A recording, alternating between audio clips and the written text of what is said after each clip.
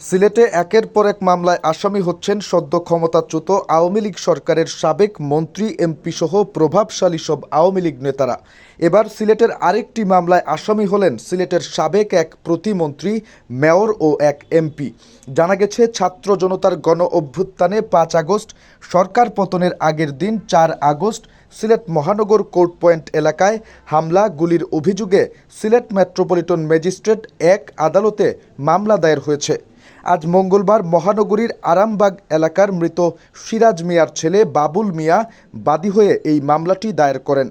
মামলায় তিনি সাবেক প্রতিমন্ত্রী ও সিলেট জেলা আওয়ামী লীগের সভাপতি শফিকুর রহমান চৌধুরী, সিলেট সিটি কর্পোরেশনের সদ্য সাবেক মেয়র আনোয়ারুজ্জামান চৌধুরী, সিলেট ৩ আসনের সাবেক সাংসদ হাবিবুর রহমান হাবিব সহ ৪১ জনের নাম উল্লেখ করেছেন। আরও আসামি করেছেন অজ্ঞাত ২৫০ থেকে ৩০০ জনকে।